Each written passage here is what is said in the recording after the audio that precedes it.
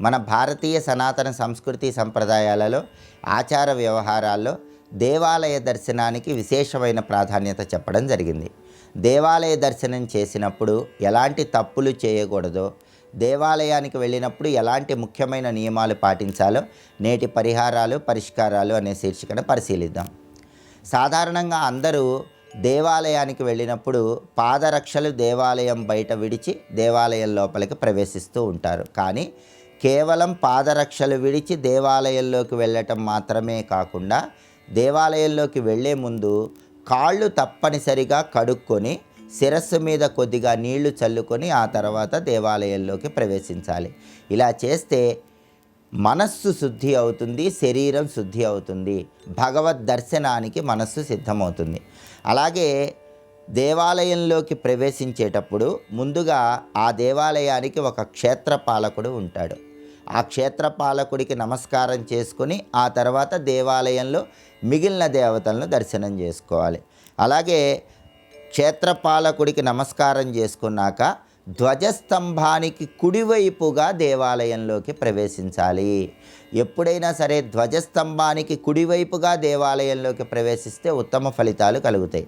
ధ్వజస్తంభానికి ఎడమవైపు దేవాలయంలో ప్రవేశించినట్లయితే దానివల్ల కొద్దిగా దేవాలయ దర్శన ఫలితం తగ్గిపోతుందని సంప్రదాయంలో చెప్పడం జరిగింది.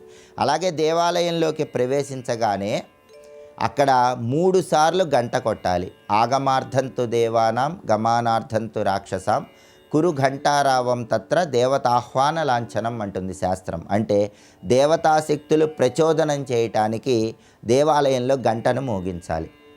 ఆధ్యాత్మిక, ఆది దైవిక, ఆది భౌతిక అనే 3 రకాలైన తాపాల వల్ల కలిగే అన్ని సమస్యలు పోగొట్టుకోవటానికి 3 సార్లు దేవాలయంలో గంట కొట్టాలి. అలాగే భగవంతుడిని దర్శించేటప్పుడు భగవంతుడికి ఎదురుగా నిలబడి దర్శనం చేసుకోకూడదు. కొంచెం పక్కగా నిలబడి భగవద్ దర్శనం చేసుకోవాలి. అలాగే దేవాలయ ప్రాంగణంలో జుట్టు దువ్వుకోకూడదు. దేవాలయ ప్రాంగణంలో గోళ్ళు తీసుకోకూడదు. అలాగే ఎంత గొప్పవారైనా సరే దేవాలయంలో మీకు కనిపించినప్పుడు ఎదుటి వాళ్ళకి దేవాలయ ప్రాంగణంలో నమస్కారం చేయకూడదు. 2 చేతులు జోడించి ఎంత గొప్పవారైనా సరే దేవాలయంలో ఎదుటి వాళ్ళకి నమస్కారం చేయకూడదు. దేవాలయంలో భగవంతుడే అందరికంటే గొప్ప కాబట్టి ఈ నియమం తప్పకుండా పాటించాలి.